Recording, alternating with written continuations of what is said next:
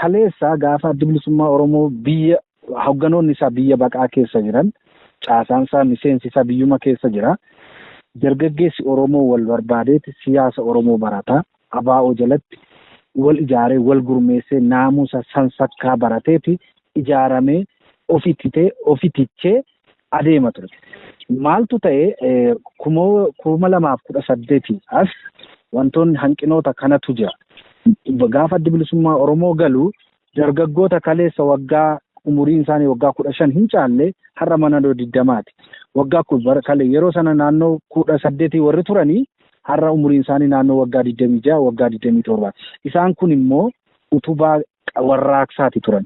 Dargaggoonni kun miidiyaa hawaasaa irratti waa hubachuu, waa dubbisan arganii akkuma itti dhufetti hubachuurraa kana ta'e taa'anii naamusaan sansakkaan hin baranne, hin leenjine, of hin taane, Oromummaan maal akka ta'e, qabsoon Oromoo eessa akka ka'e, eessa akka ga'e, maal keessa akka ba'e, maal keessa darbee iddoo amma jirru kana akka geenye hubannoo hin qabanitti waanuma miidiyaarraa arganidha.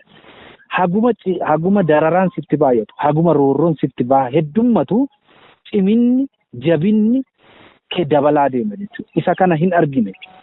Amma maaltu jira? Gabrummaa bilisummaa fakkaatu keessa jira dhaloonni. Gabrummaa keessa jira bilisummaa fakkaata. Miidiyaalee kaleessa miidiyaa hawaasaatiin akka kanaatti waan barbaadne dubbachuun hin jiru ta'a. Kun egaa xurree yookiin qabsaa'onni gaggeessaniin kan dhufe malee mootummaan biyya bulchu dirqame yookiin fedhii isaatiin kan nuuf laate miti.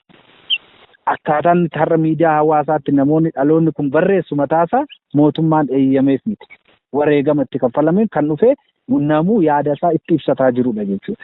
Isa kanaaf dargaggoota kaleessa leenji'an yuunivarsiitii gaafa seenu barataan haaskuulii irratti calalameeti leenjii xixiqqoo fudhataa mooraa yuunivarsiitii gaafa gommoo leenji'aa dabballeen abaa'oo kun yuunivarsiitii jala dhaabbatee sisimateeti inni mooraa keessa waggaa 2 waggaa 3 ture isaatu bakkeetii dhufe ijoollee kana calalee leenjisa sansakkaa naamusa siyaasa hunda barsiise jechuudha. Inni kun inni habdii jechuudha. Erga abaa'oon karaa nagaa biyya keessa galee abaa'oonis waajjiraaleen isaa cufaa ta'anii haalonni danqaa turanii inni kun mijatoo hin taane jechuudha. Bakkoota mijatoo hin taane dhaloonni kun amma dhaloota warraaqsaa kan isin jedhu kun haayireejjiirra warri jiran kun waanuma miidiyaa hawaasaa kanarraa argani dhugaa sobas fudhatu jechuudha. Ani yaada kee waanuma argan namootuma argan hubatanii dubbisu jechuudha. Leenjine of hin taane jechuudha. Isa kanaaf burjaajiin uumameeti namootuma argan hordofu jechuudha. Anumti kun bahee qabsoo Oromoo keessatti warri dhugaa dubbatu yeroo hunda of hin beeksisan. Haqa Oromoo warri dubbatu of hin beeksisan. Hattootaa fi hayyallaallattootaa burjaajeessitootatu as bahee dubbata jechuudha. Isaan kun qaanfii tokko malee ija shaboon dhiqateessa jedhu Oromoon afaan dubbii bare bulluqaa lalfataa jedha. Namoota kaleessas qabsoo Oromoo ganaa turan, namoota kaleessas qabsoo Oromoo gurguraa turan, har'as qabsaa fakkaate. Isaan kana dhaloonni hin calalle. Kanaaf ammallee dargaggoota haayireejjisiin jedhu warreen keessumaan dargaggoota umuriin isaanii waggoota 27 gadi jiran kun leenjii gahaa hin qabani. Dhimma siyaasaa irratti, biyya isaanii irratti, dinagdee irratti haa ta'u, hawaasummaa irratti haa ta'u, Oromoon maal akka ta'e, Oromummaan maal akka ta'e gadi fageenyaan hubannootu isaan hafa waan ta'eef isarratti hojjechuutu nu gaafata. Sanaan alaa qabsoon amma iddoo amma ga'e waan duuba deebii miti. Kun waan yeroo nutti fudhatus miti. Isa kanatu hafee, isa kanatu hanqatennaan dhaloonni burjaaja'ee egaa haala kana keessatti kaleessa warruma nu hidhaa ture, warruma Oromoo dararaa ture, warruma Oromoo dhiitaa turetu har'as maqaa jijjiiratee hoggana gubbaarra jira jechuudha. Dhaloonni kaleessa bara wayyaanee dhiitamaa ture, hidhamaa ture, dararamaa ture, har'as bakka isaaf malu hin arganne jechuudha. Isa kana yeroon jedhu aangoof qabsaa'e yoo ta'u taane dargaggoonni Oromoo aangoomsuuf, Oromoo abbaa biyyaa gochuuf, Oromiyaa nagaa gochuuf qabsaa'e jechuudha. Oromiyaan nagaa kan dhabdu, Oromiyaan walabummaa ishee birmadummaa ishee kan sarbame daangaan ishee bahaa dhiyaa sirnoota kaleessaatiin ammallee lammaffaa cabuuf dhiitamaa yookiin qabeenyaan ishee barbadaa saamamaa kan jiru namootuma kaleessa wayyaanee jala golgaa ta'aa turetu har'a uummata har'a ta'aa jechuudha. Isaan kun itti gaafatama seenaa seeraas qabachu seeraatiin gaafatamu akka sana isaaniitiin malu waan ta'eef lakkisanii dargaggoota kaleessa itti dhiitamaa itti dararamaa tureef bakka yoo lakkisan nageenya Oromiyaa, walabummaan Oromiyaa, Oromiyaanis gaanfi Afrikaallee nagaa argachuu danda'a jedhee yaada. Qabsaa'otaatu bakka hin arganne jechuudha. Qabsaa'ota kaleessaatu bakka hin arganne. Hayyallaallattootatu, saamtotatu, daantaa ofiif warra isaaniitu dhiba. Saamichatu dhabama. Nagaatu argama waan ta'eef isaan kanatu nagaa Oromiyaa dhorka waan ta'eef isaan sana dhabamsiisitu Oromiyaa nagaa fi tasgabbii taasisaa jedhee yaada. Ayyee fayyaa ta'e jaala kiyya waan gaarii kaaste addi bilisummaa Oromoo qabsoon addi bilisummaa Oromoo geggeessu qabsoo bilisummaa walabummaa dimokiraasii walqixxummaa mirga abbaa biyyummaa kana gaafa geggeessutti elementoonni qabsichaa adda bilisummaa Oromootiin geggeessaa ture kanaan dura osoo hoogganni dhaabaa gara biyyaatti hin galin tura qabsoo karaa hidhannoo, qabsoo siyaasaa, qabsoo dippiloomaasii akkasumas fincila uummata wal simsiisuudhaan kan geggeessaa ture. Booda gaafa jijjiirama ture jedhamee dhaabni gara biyyaa galu adda bilisummaa Oromoo oofishaalii damee dantaa waraanaa akka hin qabnee fi qabsoo dippiloomaasii akkasumas qabsoo dimokiraasii karaa nagaatiin akkamitti akka qabsaa'u keessatti qeerroon bilisummaa Oromoo ammoo agoobara adda bilisummaa Oromoo ta'ee karaa nagaatiin uf danda'ee mirga guutuu akka qabu. Wantoonni karaa nagaatiin hojjetan hedduutu jira keessaayyuu qeerroo bilisummaa Oromoo irraa kan eegamu jechuudha. Isa kana gochuuf ammoo qajeelfama waloo gubbaarraa dhaaba jalatti agoobara isaa jalatti haa hojjetu malee qeerroon bilisummaa Oromoo as organization akka jaarmiyaa dargaggootaatti qaama of ijaaree turedha ammallee jirudha akkasitti quba qabna. Qaamoleen garaagaraa ammoo yeroo garaagaraatti olola garaagaraa haasa'aniin qeerroon bilisummaa Oromoo akka kufee lafarraa dhabamee badee hin jirreetti. 2015 as gara xumura 2018 as qeerroon akka hin jirretti qaamni haasamu jira. Isa kana ammoo maqaa qeerroo kana fudhatanii yeroo garaagaraatti maqaalee garaagaraa beexxilanii bifa garaagaraatiin qeerroo bilisummaa Oromoo kana olii gadi deebisanii maqaa garaagaraatti moggaasanii yaamantu jira. Dheenyuma kanas sochiin akkasii karaa miidiyaalee hawaasaa kanaan deemsifamaa jirutu jira waan burjaajii hawaasa keessatti uumaa jiru jechuudha. Isa kana akka geggeessaa qeerroo bilisummaa Oromootti akka nama miseensa buleessa qeerroo bilisummaa Oromoo san keessatti qooda addaa kennataa tureetti akkamitti ibsita burjaajii kana akkamitti dhabamsiifta maaliif duratti yoo jettu qabsoon Oromoo addatti burjaajiitu itti dhalate malee ni riphe malee qabsichi hin dhaabbatudha. Keessaayyuu beekamaadha. Seenaa biyya lafaa irratti qabsoon bilisummaadhaaf taasisu yeroo tokko ni ka'a yeroo tokko ni ripha. Akkasumatti dhaloonni tokko dhaloota biraa irraa fuudhee kontiiniitii qaba. Itti fufiinsaan waan bakka ga'uudha malee waan halkanuma tokkoon overnight dhufee galma isaa ga'uudhaa miti qabsichi akkasitti walirraa deemama. Isa kana akkamitti ibsita waa'ee qeerroo kanaan wal qabate? Ayyee ulfaadhu maaltu jira beekte namni waa takka nu banne abaawoon qabsoo karaa nagaatti jira qabsoo warraaqsaa yookiin fincilaatti hin jiru. Gaafa qabsoo warraaqsaa yookiin qabsoo fincilaa hunduu barataan dargaggeessi akka ta'e falmatu akka ga'ee warraaqsa gaggeessu daandii cuufama waan barbaade waan isaaf ta'u akka godhu waamicha godhee taasisuu ni danda'a. Amma immoo isa sana gochuu hin danda'u. Dhaabni kun qabsoo karaa nagaa gaggeessu keessatti ummata isaa siyaasa dabarsiisa, hubannoo dabarsiisa. Filannoo dhufu irratti na filadhaa, nama bakka sin bu'u filadhaa, qaama bakka sin bu'eef ummataaf hojjetu, kan ummata irratti hojjetu, ummata keessaa filame ummataaf hojjetu filadhaa, filannootti deemna jirra, ka jedhutti jira. Inni kun immoo dargaggoonni akka hin jirre fakkaatan ta'uu danda'a. Maaltu jira? Amma magaalaa jiraattu keessatti mana dhugaatii yoo lixxe mana dhugaatii keessa namni guutee jira. Mana puulii yoo lixxe mana puulii keessa namni guutee jira. Bakka bashannanaa yoo lixxe bakka bashannanaa keessa namni deemee jira. Dargaggoonni qabsoo keessattis bakka waraanaa yoo deemte bakka waraanaas hedduu guutee jira. Waraana isaatti gaggeessaa jira jechuudha.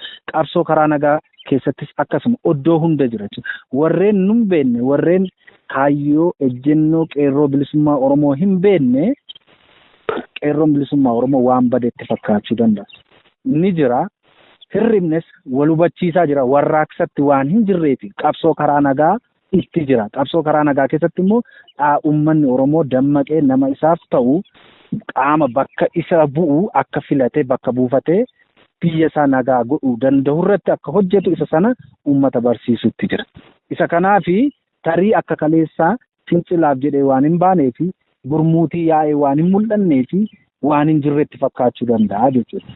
Yeroo barbaachisaa ta'etti numa argina Addi Bilisummaa Oromoo yeroo jaarmiyaa isaa barbaadutti yeroo barbaadetti jaarmiyaa isaaf jaarmiyaa owwaachuu danda'udha qeerroon bilisummaa Oromoo.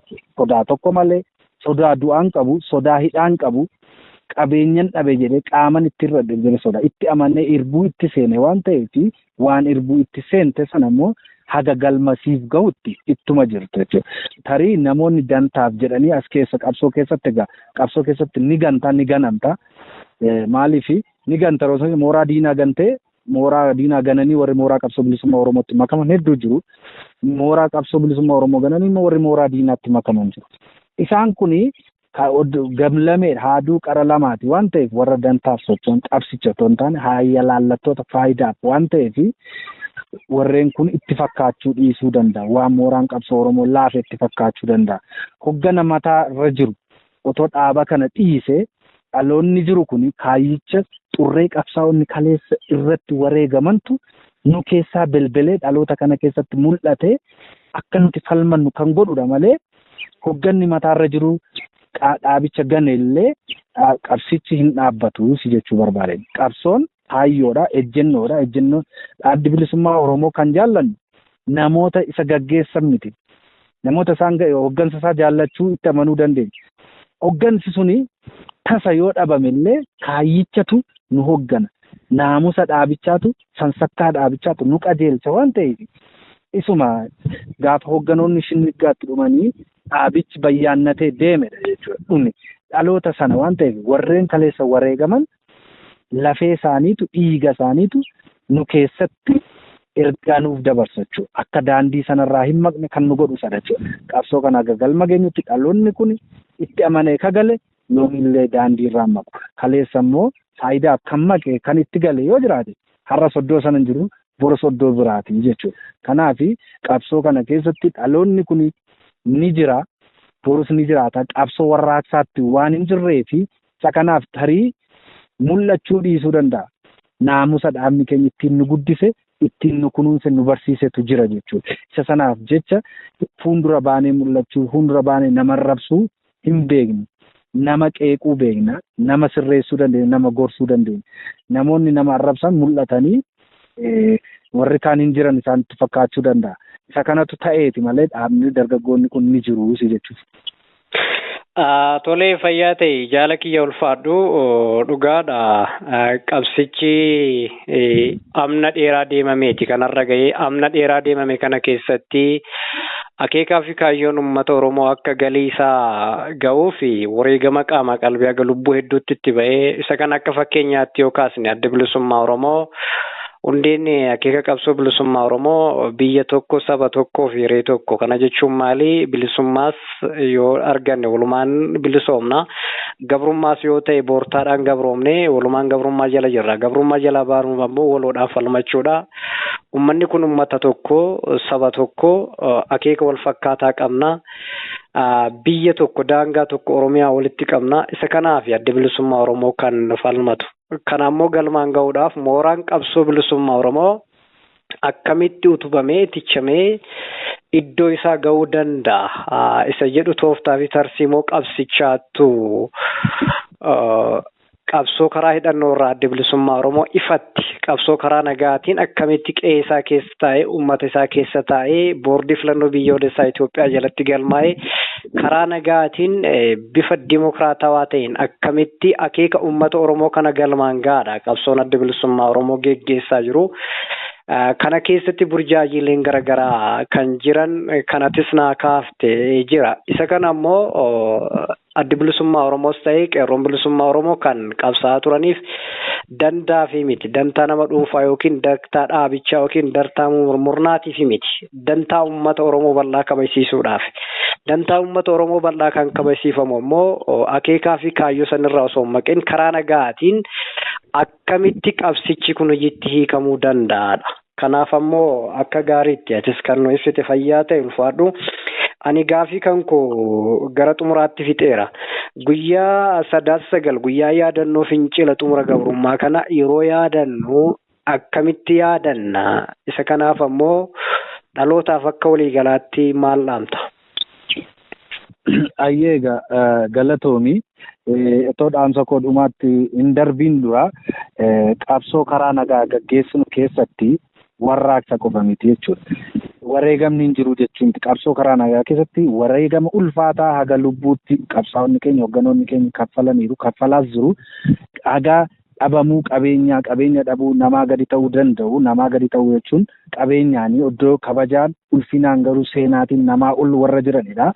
Taayyoo ejjennoo akeeka bilisummaa Oromoo bahee akka mul'atu isa kanatu itti jirama. Qabsoon karaa sanaa deemaa jirti harka caalu karaa sanas qabsoo karaa nagaati waan ta'eef isa kanatti jirama jechuudha. Dhumarratti 9/9/2005 jalqaba guyyaa fincila diddaa gabrummaa itti labsame uummanni Oromoo tokkummaan ka'ee awwaatee itti gale kana yeroo yaadannudha. Uummanni Oromoo keessattuu dargaggoonni barattoonni Oromoo fi qabsaa'onni Oromoo 9/9 yeroo yaadatanii bifa adda addaa yaadachuu danda'u. Jala bultii irraa qabanii ta'uu danda'a. Barii lafaa ta'uu danda'a. Dungoo qabatanii dungoo kana diimaa magariisa diimaa halluu abaa'oon qabachuutiin gootota yookiin qabsaa'ota wareegaman sana yaadatanii ooluu qabu. Gadda isaanii daqiiqaa muraasaaf ibsatan illee guyyaa kana yeroo yaadannu qabsaa'ota qabsoo Oromoof wareegaman 9/9 duras fincila diddaa gabrummaa duras ta'e isaas warreen gootummaan wareegaman lubbuu deebii hin qabne Oromiyaaf jecha laatanii har'a seenaan isaanii akka har'a jiraniitti lubbuutiin jirutti warra lubbuun jiru caalaa seenaan isaanii warra jiru kana dhaloota barsiisuu isaaniin seenaa isaanii waliif himaa seenaa wareegamtootaa hunduma isaanii walitti qabaatti dhalootatti himaa waliif guyyaa sana miidiyaa hawaasaa irrattis haa ta'u bakka teenyutti bakka deemnutti irbuu keenya haaromsannaa kaayyoo isaanii akka galma ga'uu qabnu isaanii yaadachaa ooluudha danda'u qaba. Uummanni Oromoo waloonis qeenxeenis guyyaa kana yaadatee oola. Kaleessa kee yoo hin beekne har'a kee boruu kee hin beektu jechuudha. Warra kaleessa nuuf wareegametu oddoo har'a akkasitti teenyee haasanu kanaaf kan karaa nuu saaqe isaanii jechuudha. Nun immoo dhaloota dhufu kana immoo bilisummaa isa dhumaa isa barbaadamu sana akka isaan argatanii fi itti gochuu qabna jechuudha. Kanaaf guyyaan kun guyyaa seena qabeessa guyyaa qabsaa'ota keenya warra du'e akka jiranitti faarsaa oolu seenaa isaanii dhalootatti dabarsinu kaayyoo isaanii xurree isaanii irratti immoo irbuu keenya haaromsannee daandii nu hafte galma akka itti geenyuuf xumura akka itti geenyuuf kan wal akeeknu akka ta'u dhaammadhaa kanuman jedha jaalatiya. Ayyee jaal Dachaasaa Wiirtuu Moosisaa qeerroo bilisummaa Oromoo keessatti qooda fudhachuudhaan sochiilee garaagaraa taasifamaa ture keessatti nama qooda addaa qabaachaa turedha. 9/9 guyyaa yaadannoo fincila diddaa gabrummaatiin wal qabatee 9/9 eessaa ka'e eessa ga'e wareegamni 9/9 firii qabsoo bilisummaa Oromootiif shoora akkamii taphataa turee fi akkasumas akka waliigalaatti dhaloonni har'aa wareegama kaleessa jaallan irratti kufan kana akkamitti yaadachuu qabu wareegama san firiitti gochuuf ammoo maal gochuu qaba irratti yaadannoo kennitee maqaa dhaggeeffattootaaf daawwattoota sagalee bilisummaa Oromootiin fayyaa ta'e ulfaadhoo horii bulisiin jenna. Ayyee fayyaa ta'e atillee yaada kana naaf qooddee na gaafachuu kee fi ulfaadhu galatoome. Ayyee fayyaa ta'e jaalakiyya.